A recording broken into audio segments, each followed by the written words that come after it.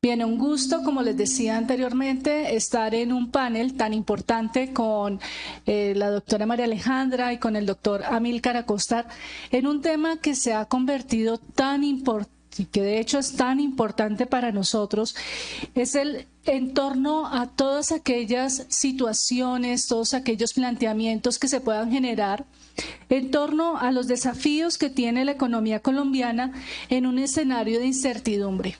Estamos en un escenario en el que económicamente tenemos una tasa de interés bastante elevada. Nuestra tasa de cambio también se encuentra bastante volátil. Una situación en la cual para un empresario, para una persona profesional, resulta un reto, porque finalmente no sabemos bajo qué coyuntura o bajo qué proceso de esos resultados y que finalmente nos lleva a pensar qué puede pasar si generamos algún tipo de emprendimiento, bajo qué tipo de escenarios tenemos que enfrentarnos en esta economía que es completamente cambiante.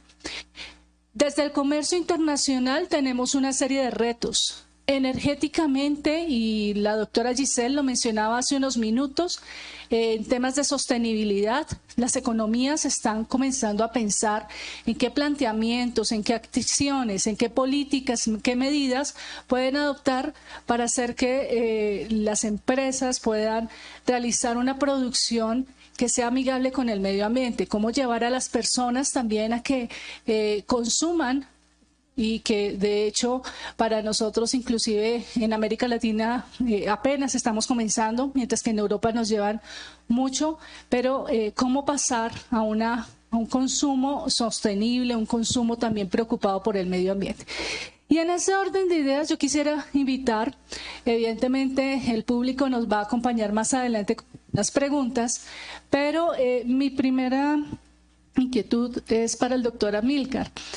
Frente a este panorama que vislumbra o que se vislumbran en la economía, cómo considera usted que las empresas y en general esas políticas que se están implementando pueden comenzar a apuntar a ese fortalecimiento que finalmente buscamos tener en las economías, al buscar ser competitivos, y más teniendo en cuenta un país como Colombia, que estamos en ese proceso, en esas vías de desarrollo como economía emergente?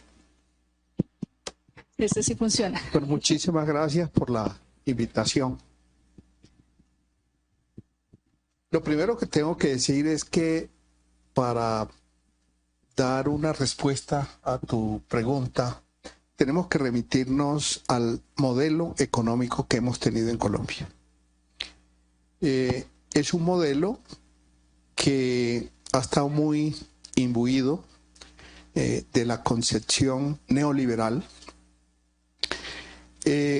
Nosotros tuvimos un antecedente, no solo en Colombia, sino a nivel de América Latina, interesante, y fue cuando América Latina se enfocó en el propósito de lograr industrializarse, de lograr diversificar su economía, y en ello jugó un papel muy importante el pensamiento de la Comisión Económica para América Latina, la CEPAL,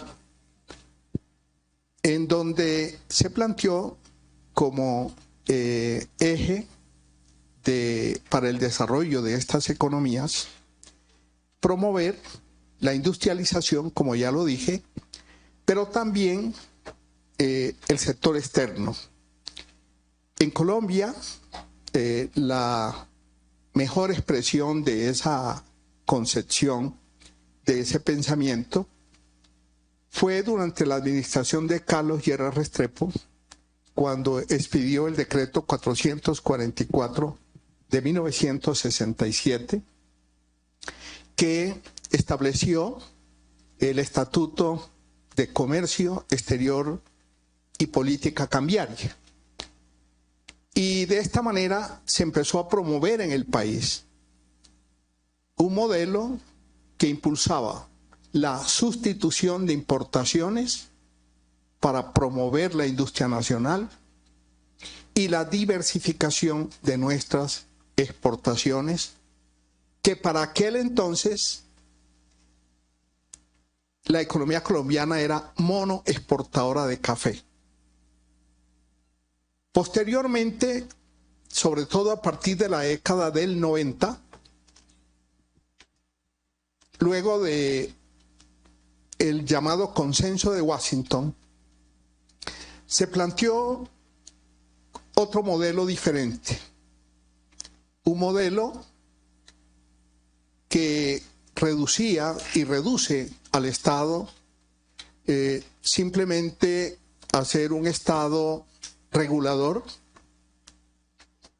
hasta donde esta concepción lo permite, porque al mismo tiempo que dice que el Estado no debe ser empresario, que para eso están los empresarios, pero al mismo tiempo plantea que se debe desregularizar la política cambiaria, la política monetaria, y todo esto fue llevando a lo que en la Constitución de 1991 se consagró, y es un modelo, diría yo que híbrido, porque al tiempo que mantiene esa concepción del papel regulador del Estado, permite y le da mucha amplitud a la iniciativa privada. Finalmente, para terminar y abreviar esta parte de la respuesta y dar curso al panel, yo creo que le ha hecho mucho daño al país en desarrollo de este modelo esa concepción que se puede sintetizar en una frase que hizo carrera en el país, y es que la mejor política industrial para Colombia era no tener política industrial, que la mejor política agrícola era no tener política agrícola, sino dejárselo todo al mercado. ¿Cuál ha sido el resultado de esa política? El resultado de esa política es que se marchitó el sector industrial. El sector industrial pasó de tener una participación en el Producto Interno Bruto del país que sobrepasaba el 24% a estar hoy en el 12%. El sector agrícola, que llegó a tener una participación en el Producto Interno Bruto del país del 22%, hoy a duras penas participa con el 6%. Y así hemos llegado a tener una economía dependiente. En ese sentido retrocedimos a la época que planteaba del pensamiento de la CEPAL, porque la economía colombiana terminó reprimarizándose y dependiendo fundamentalmente de la actividad extractiva, que de paso contribuyó a través de las políticas públicas a ese proceso de marchitamiento de la industria y de la agricultura. De tal suerte que cuando el país se embarcó en la aventura, porque fue una aventura en la que nos embarcaron, de firmar una serie de tratados de libre comercio, cuando el país, la economía colombiana no estaba preparada para ello, condujo a los resultados que estamos viendo. Yo el año pasado tuve la oportunidad de estar en este mismo claustro dictando una conferencia que la titulé La década perdida del TLC, porque se cumplían los 10 años de haberse firmado el Tratado de Libre Comercio con los Estados Unidos. Y el balance es decepcionante. Aquí le vendieron al país el espejismo de que con ese Tratado de Libre Comercio íbamos a tener acceso a un mercado muy amplio, con una población con un gran poder adquisitivo, y que eso iba a significar un impulso muy grande para nuestras exportaciones. Y claro, si exportamos más, producimos más, generamos más empleo, nada de eso se dio.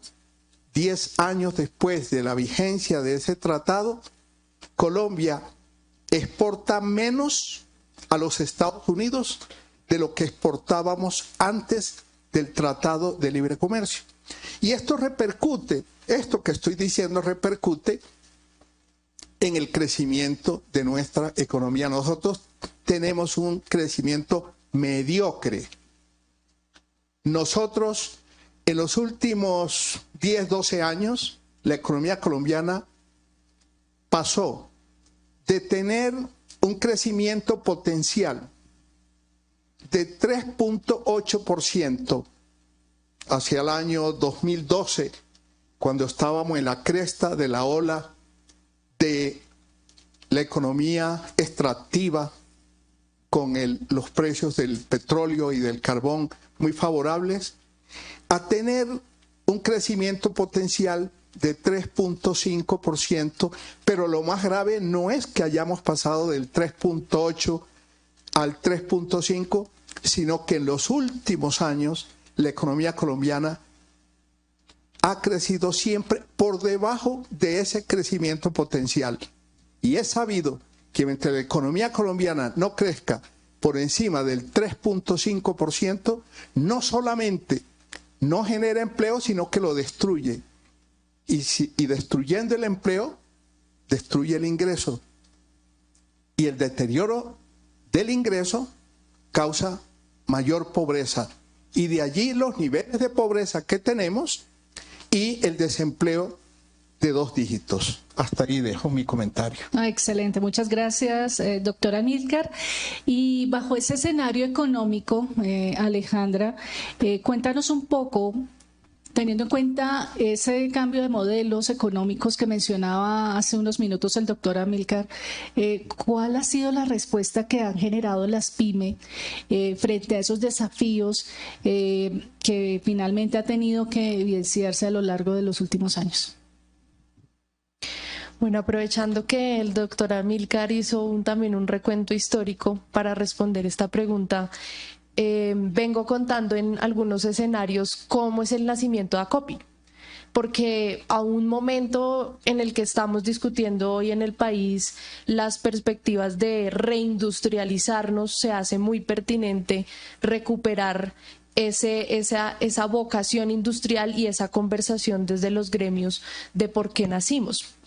Y lo cierto es que Acopi nace en la década de los 50 como una respuesta a esa pequeña y mediana empresa naciente de capital nacional, de una industria que empezaba a ser pujante, pero con muchas dificultades.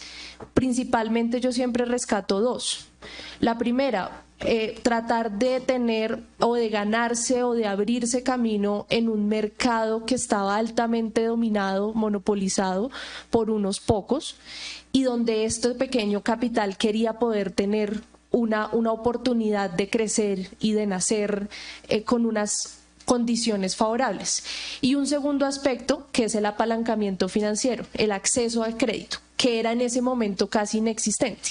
Después de eso, como respuesta se crean pues las respuestas del Banco Agrario, del banco de la banca de fomento, que hubo en Colombia una banca de fomento que después se destruyó, también como una respuesta a tener la posibilidad de desarrollar los centros urbanos y ampliarlos a una clase media que también se hacía sentir cada vez más en estos centros de desarrollo industrial. Entonces, Acopi nace con la vocación industrial, por eso también, al igual que la ANDI, nace como Asociación de Pequeños y Medianos Industriales. Esto es importante recordarlo porque lo cierto es que a partir de la década de los 90, con todo el proceso de la apertura económica, Acopi también surte a cambios dentro de su organización y se vuelca a abrirse a diversos sectores productivos.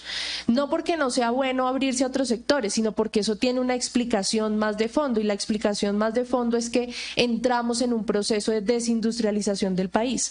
Es decir, que esa industria que logró crearse a partir de esa década, donde a partir de las dificultades también del exterior, de la Segunda Guerra Mundial, en la que también tuvimos que volcarnos a un desarrollo propio, también auspiciado por la política de sustitución de importaciones que fue impulsada por algunos gobiernos en el país.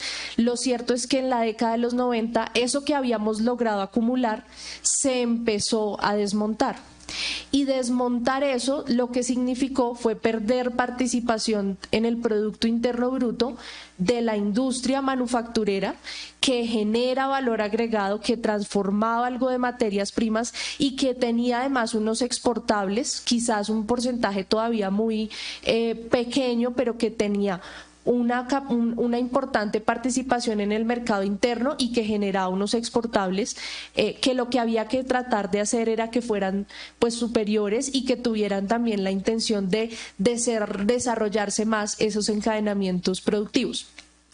Lo cierto es que lo que vemos hoy en el país es cada vez una participación minoritaria de esa industria manufacturera, una vocación del campo que desaprovechamos y donde tenemos todavía formas prácticamente del feudalismo de producir en el campo, y bajo esa óptica pues desafortunadamente no es posible pensar que podemos competir en igualdad de condiciones con países que subsidian su producción tanto agropecuaria como industrial, y mucho menos pues con la apertura y la posibilidad que se abrió en los tratados de libre comercio, que más allá de haber sido o no aprovechados, lo cierto es que no teníamos posibilidades muchas de aprovecharlos, y esa es un poco en la conversación que además es muy pertinente en este mes que se conmemora también el cumplimiento de los 11 años que no han dejado sino un cambio en la balanza comercial que pasó de ser superavitaria con un país como Estados Unidos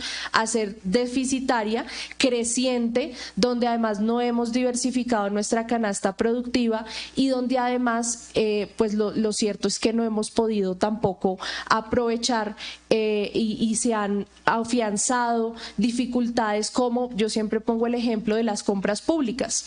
Nosotros tenemos una restricción muy complicada por Tratado de Libre Comercio en las compras públicas. No podemos darle prelación a nuestra producción nacional. Ni siquiera en el momento más duro que fue la pandemia pudimos darle la posibilidad a que hubiera un porcentaje establecido de las compras estatales, que son un porcentaje relevante, cerca del 30% del Producto Interno Bruto colombiano son también asociados a compras estatales, para darle la posibilidad a esa pequeña y mediana empresa colombiana a que pudiera subsistir a un periodo tan agudo. Bien. Ese entonces es el contexto que yo creo que es relevante, porque hace que estemos parados en un escenario hoy. Lo cierto es que la pandemia sí fue un choque macroeconómico inesperado, muy fuerte para la pequeña y la mediana empresa, y lo que están estudiado a nivel global es que esas empresas más pequeñas pues efectivamente tienen menor capacidad y resiliencia para soportar esos choques macroeconómicos. Y bajo esa óptica, pero también sobre la óptica de este problema central de la producción nacional y de que producir en Colombia hoy es altamente costoso, es muy complicado pensar que esa pequeña y mediana industria tiene condiciones adecuadas para competir. Entonces solamente voy a poner dos ejemplos para ir cerrando. Por un lado, costo de la energía eléctrica, un costo absolutamente elevado, incluso a nivel regional, con unas ineficiencias grandes, pero además tenemos otras complicaciones como son los costos logísticos, los peajes, el aumento en la gasolina que ya también nos está cobrando factura. Y todo eso, pues seguramente combinado, lo que hace es que estos choques macroeconómicos, como lo expuso la profesora Melba, pues nos golpean de muchísimo más, con muchísimo más rigor. Tener una tasa de cambio tan fluctuante que nos golpea a nivel global, por ejemplo, en los precios de los productos agropecuarios, porque no tenemos precios mínimos de sustento para que los campesinos puedan, por ejemplo, vender realmente a precios justos sus mercancías. Entonces nos hacen tener unas condiciones que golpean con mayor rigor a la pequeña y a la mediana empresa. Lo cierto hoy es que ante la perspectiva de la reindustrialización, lo que nos preguntamos son dos cosas. La primera, ¿cuáles son los recursos asociados a esa reindustrialización? Cosa que no ha sido clara todavía ni en el plan de desarrollo ni en el plan que conocemos hasta el momento de la reindustrialización. Y un segundo aspecto tiene que ver con cuáles son esos encadenamientos que vamos a apostarle. El país sí debería tomar una decisión de cuáles son esos focos a los que nos vamos a conducir, porque eso también tiene relación y hace que cuando trabajamos de manera coordinada, la academia, el sector empresarial, pero también el Estado, seamos más eficientes en las políticas y en la concreción de una visión de país que nos lleve por una senda de desarrollo. No es posible que tengamos un país que pueda competir en el extranjero cuando somos una economía de $6.000 per cápita y pretendemos competir contra economías que son 7, 8, 9 veces más. Si no aumentamos y damos la posibilidad a que haya fuentes de generación de empleo formal y bien remunerado que le permitan a los trabajadores tener la posibilidad de tener un ingreso, que es finalmente lo que activa la economía, pues eso se va a seguir volcando como un círculo vicioso a la economía. Y terminaría señalando esto, el éxodo de la gente. Es que lo que estamos viendo en Colombia es que, y no lo digo por ahora, lo digo ya desde hace varios años, las personas más jóvenes no quieren quedarse en el país. Y entonces, si no le damos un futuro a las nuevas generaciones para que tengan una razón por la cual quedarse a construir país desde el sector empresarial, para que puedan hacer carreras profesionales, técnicas que además pueden ser igualmente profesionales desde lo técnico, desde lo tecnólogo, para que puedan encontrar esos puestos de trabajo que se están requiriendo.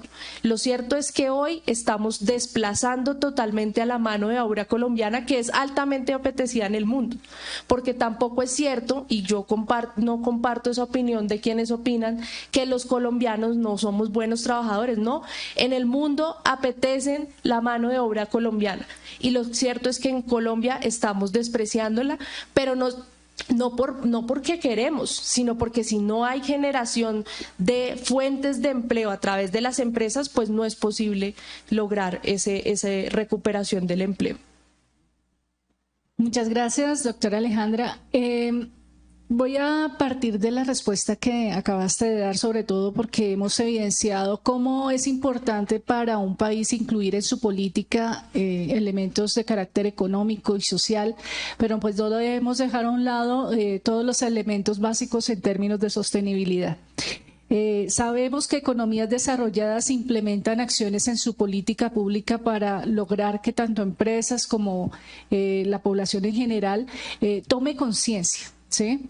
Y comienza un proceso de transición que ya evidentemente sé que muchos de los asistentes sabemos que se ha venido generando pues a nivel mundial. En Colombia, ¿cómo estamos? ¿Qué desafíos en este caso pues particularmente nos enfrentamos en la economía? Hace un rato escuchaba mencionar lo de los objetivos del desarrollo sostenible.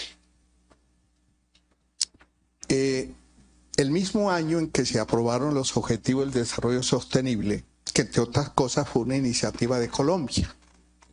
Esa fue una iniciativa que Colombia llevó a la cumbre Río +20 en el año 2012 por parte del presidente Santos. Ahí fue acogida en esa cumbre y posteriormente fueron adoptados esos 17 objetivos del Desarrollo Sostenible por las Naciones Unidas. Pero ese mismo año también, 2015, se aprobó el Acuerdo de París. Y el Acuerdo de París, básicamente, lo que se planteó fue la necesidad de descarbonizar la economía con el fin de poder enfrentar los desafíos del cambio climático. Y se acordó una meta que es la carbono neutralidad hacia el año 2050 y unas metas, diría yo, una meta volante para el 2030 a la que se comprometieron los distintos países. Colombia, por su parte, se comprometió en reducir sus emisiones en un 51% hacia el 2030. De manera que, como suelen decir los chinos, metafóricamente, tenemos que caminar con los dos pies. Tenemos que avanzar hacia la transición energética y al mismo tiempo avanzar en el cumplimiento de los objetivos del desarrollo sostenible, que entre otras cosas, el séptimo de esos objetivos es el acceso a la energía, y no a cualquier energía, sino a energías limpias. Pero en mi concepto, en un país como Colombia,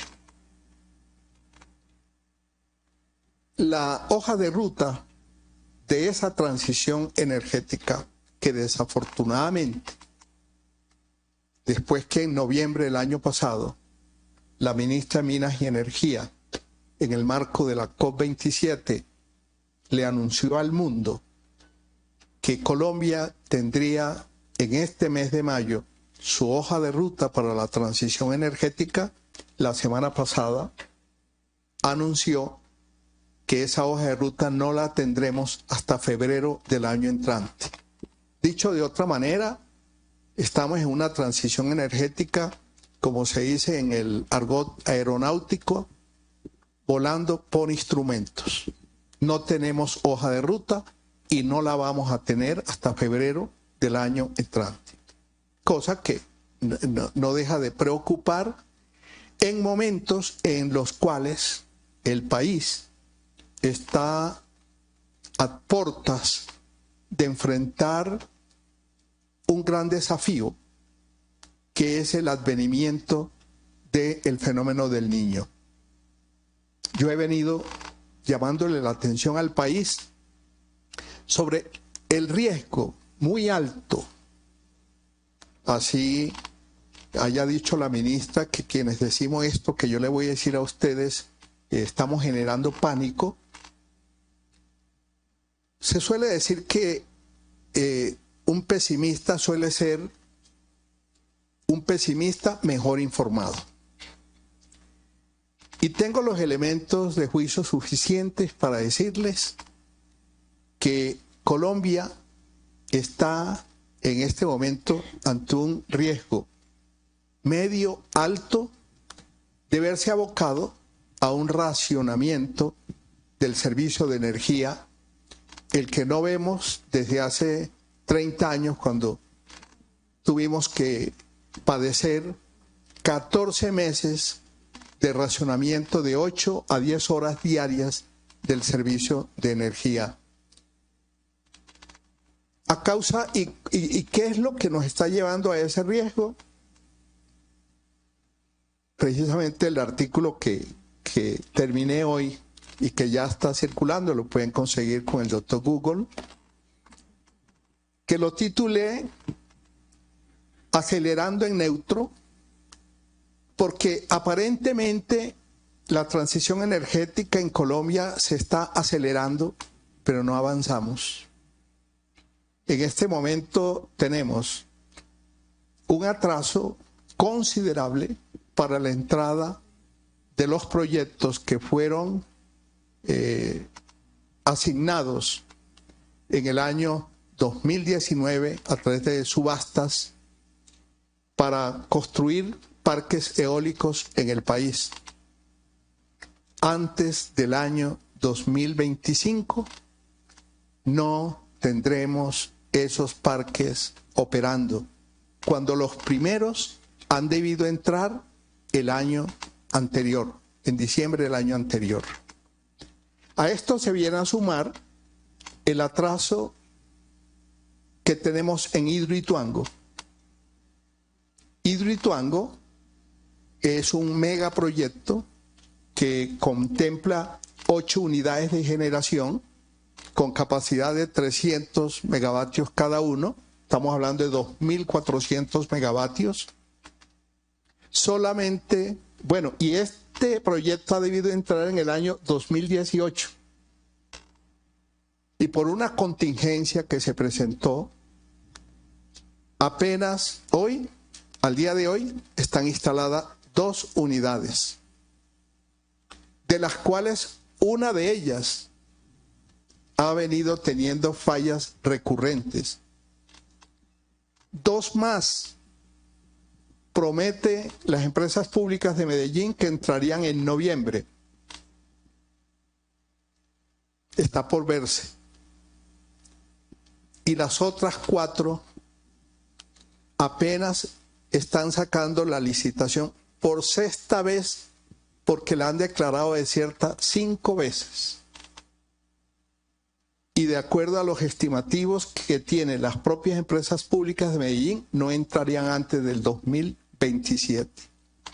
Así las cosas, con un sistema eléctrico que tenemos en el país, que depende en un 68% de la generación hídrica, si enfrentamos un niño como el que se avisora para este segundo semestre, si ese niño se prolonga más de 3 o 4 meses, estamos en racionamiento.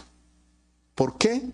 Porque en Colombia solamente tenemos un solo embalse, el del Peñol, que tiene capacidad de regulación de 1 año. El resto solamente tienen capacidad de regulación de 4 meses. ¿Qué quiere decir esto? Que si deja de llover 4 meses, ya estamos en una situación complicada.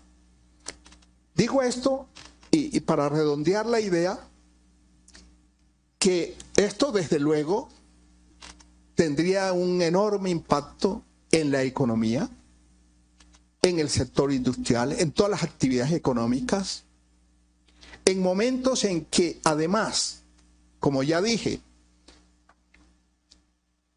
al paso que vamos comprometidos con la transición energética, estamos también con el cumplimiento de los objetivos del desarrollo sostenible, pero en un país como Colombia no es sostenible la transición energética si no va acompasada también de una estrategia de transformación productiva. ¿Y qué quiere decir esta estrategia de transformación productiva? De diversificación de nuestra economía, para ir dejando de depender de una manera gradual y progresiva, no de una manera abrupta, de la actividad extractiva. Y ahí es en donde cobra relevancia, como lo decía Alejandra, la estrategia que está planteando el gobierno, que está planteada en el plan de desarrollo, pero todavía no sabemos el cómo ni cuándo se va a impulsar una política de reindustrialización. Y concluyo con esto, que ojalá no nos vaya a pasar lo que nos pasó a finales de la década del 90. Terminando el gobierno de Barco, en aquel entonces no se hablaba de globalización, sino de internacionalización de la economía, que es lo mismo, se planteó por parte de los expertos en que para que Colombia, la economía colombiana, se insertara exitosamente en la economía internacional, era menester, primero, la modernización industrial. Segundo, la reconversión industrial. Y tercero, la relocalización industrial. Posteriormente, cuando se empezó a hablar de los TLC, con buen sentido, eso fue en el gobierno de Uribe, se creó una alta consejería para la competitividad. Y se le pidió a las regiones que elaboraran sus planes regionales de competitividad para que sirvieran de insumo, sirvieran de base para construir la agenda interna para la competitividad, así se llamaba. Todas las regiones hicieron su trabajo. Se elaboró, en efecto, la agenda interna para la competitividad. Pero ¿en dónde terminó esa agenda interna para la competitividad? En los anaqueles oficiales. No se ha avanzado en ninguna de las políticas que quedaron establecidas a partir de ese diagnóstico, a partir de esa identificación y priorización de los proyectos que se hicieron a nivel regional. En nada de eso se avanzó. Y, lógicamente, estamos, recientemente, creo que hace 10 días, salió el último informe de la Comisión Privada de Competitividad que muestra la mediocridad en que está Colombia en materia competitiva. Y si no somos competitivos, es muy difícil competir. Gracias, doctora Amílcar. Creo que históricamente tenemos bastantes elementos que nos llevan a un muy buen análisis económico, político, social, y todo este tema de transición energética nos lleva a pensar un poco cómo las pymes, en este caso, ven en la sostenibilidad unos elementos fundamentales que tienen que comenzar a incorporar si quieren prevalecer, si quieren responder a esas mismas necesidades que en los mercados se presentan. Bueno, yo empezaría por la parte general también. Es que este problema de la transición energética tiene muchas aristas. Tiene la arista deseable. La arista deseable es que las empresas hoy ya son miradas con un lente desde el consumidor, pero también desde el punto de vista de su competitividad, de ser sostenibles, y efectivamente hay que hacer apuestas y hay que hacer impulsos por lograr economía circular. Dos, la posibilidad de hacer producción con posibilidades más limpias, pero eso también tiene que ver con un tema de reconversión tecnológica, en la mayoría de los casos muy costosa. Pues para las empresas que realmente tienen impactos ambientales resulta ser una reconversión tecnológica costosa. Voy a poner solo el ejemplo de las curtiembres. Para que las curtiembres tuvieran la menor impacto ambiental que el que tienen hoy, necesitan sí o sí el acompañamiento y la inversión del Estado.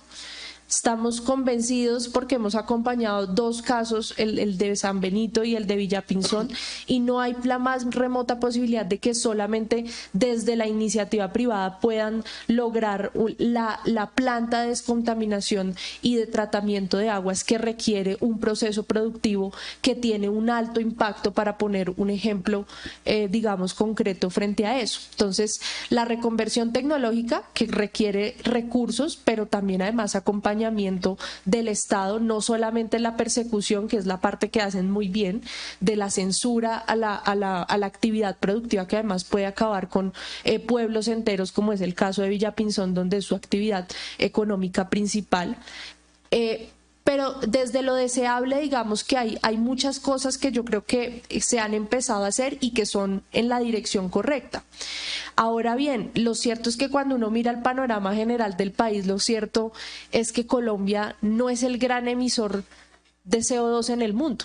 Y eso también hay que decirlo, porque entonces la responsabilidad la ponen muy dura o muy compleja para un país donde todavía estamos tratando de hacer una industrialización que, por cierto, además es tardía, por lo que ya explicábamos en la respuesta anterior, pero además con una dificultades mayor, y es industrialícese pero a la vez descarbonice.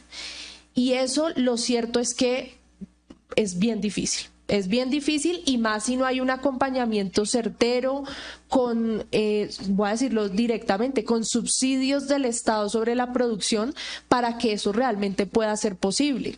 Y al riesgo que nos estamos viendo abocados es a que nos quedemos sin el pan y sin el queso. Y entonces no hagamos ni la una ni la otra. Y lo cierto es que el riesgo es inminente cuando lo que decimos es que no hayan más contratos de exploración en el país, en un país que tiene una alta dependencia hoy sobre el petróleo.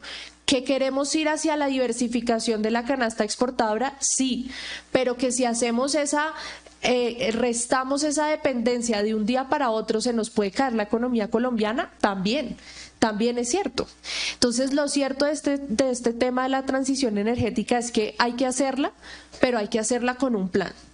Un plan que hoy, por lo menos, pues ya el doctor Amílcar lo dejó muy claro, este gobierno por lo menos no lo ha planteado de manera concreta.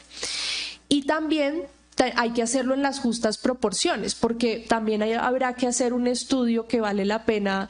La semana pasada salió la noticia que Ecuador está incursionando en la compra en la venta de deuda externa a cambio de la protección o de unos temas de cuidado ambiental.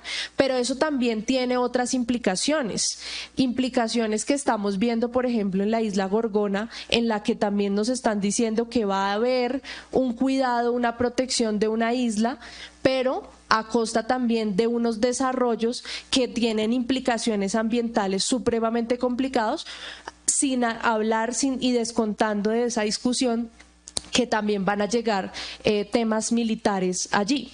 Entonces, ahí hay unas discusiones que tienen de largo y de ancho, y lo cierto es que las pymes en ese contexto lo que tienen son pues más dificultades para asumir esa responsabilidad, o por lo menos esa responsabilidad en los términos que se les están queriendo imponer, que es como si fueran las grandes culpables de muchos destrozos, que lo cierto es que cualquier actividad económica que hace el ser humano tiene implicaciones sobre el medio ambiente.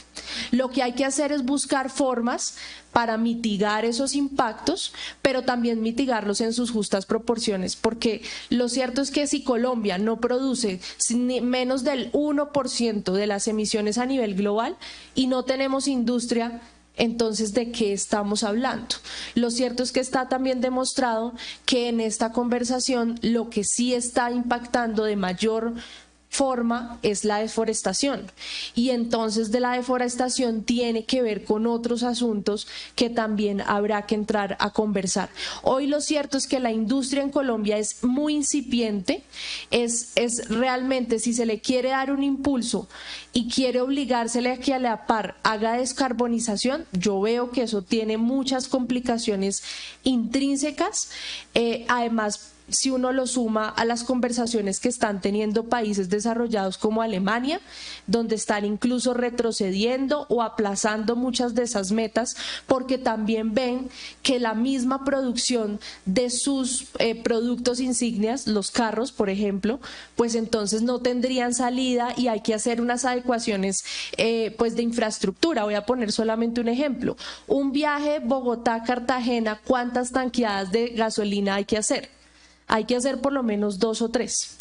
¿Cuántas veces habría que cambiar la batería de un carro para poder hacer ese trayecto? ¿Eso qué significaría? Que tendríamos que cambiar esas gasolineras por cambios de batería o por carga rápida, que además está también, pues tienen un periodo largo de carga.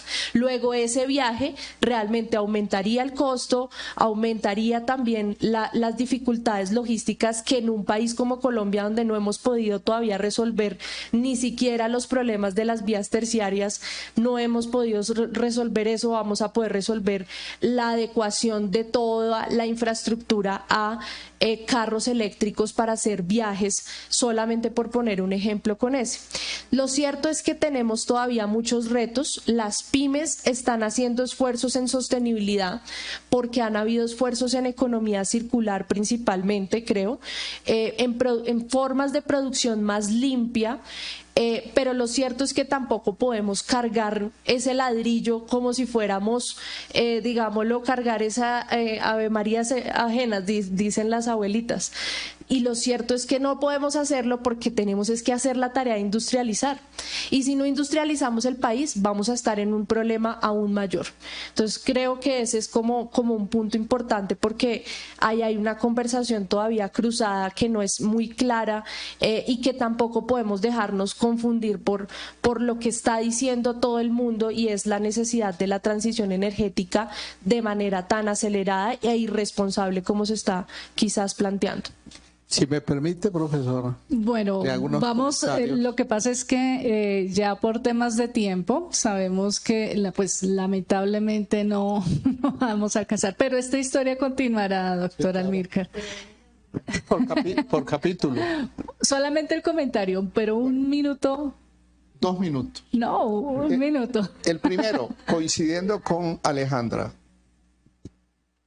Colombia, a lo sumo, contribuye con el 0.5%, medio punto porcentual a las emisiones globales de gases de efecto invernadero. 1. 2. La propia Conferencia Internacional de las Naciones Unidas sobre el Cambio Climático acordó un principio apenas razonable, y es que la responsabilidad es global, es colectiva, pero diferenciada. Queriendo decir con esto que los mayores responsables de las emisiones de gases de efecto invernadero acumuladas y las que se están generando son quienes deben tener la mayor responsabilidad frente a las metas planteadas de descarbonización. Y por último, les pongo un solo ejemplo de la importancia de la gradualidad, con números. Hoy nosotros tenemos en Colombia 17 millones de vehículos. Se proyecta que para el año 2030 tendremos 24 millones de vehículos. La meta establecida en el Plan Energético 2050 es que para el año 2030 en Colombia tengamos 400.000 vehículos eléctricos. Si sumamos esos 400.000 vehículos eléctricos a los 400.000 vehículos que están circulando convertidos a gas, ahí tenemos 800. ¿Qué vamos a hacer con los 22.800.000 restantes? Tienen que seguir yendo a las estaciones de servicio a tanquear con gasolina o con diésel. Y por último, mire lo que acaba de pasar con Alemania. Yo escuché varias veces hablar aquí de la disrupción. Sí, es que la tecnología no se desarrolla linealmente. La tecnología es disruptiva. En febrero de este año, los países que hacen parte de la Unión Europea acordaron que para el año 2035, prohibido en los países de la Unión Europea seguir fabricando motores de combustión.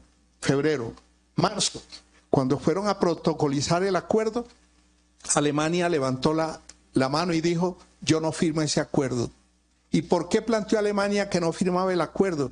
Porque ya disponían y disponen de una tecnología para producir combustibles sintéticos de 0 emisión. Luego no hace sentido acabar con los motores de combustión cuando se pueden alimentar con combustibles sintéticos 0 emisiones. Bueno, muchísimas gracias, doctora Amílcar. Doctora Alejandra, muchas gracias por acompañarnos en esta charla sobre desafíos para la economía colombiana en un escenario de incertidumbre. Les agradezco un fuerte aplauso para nuestros dos panelistas. Y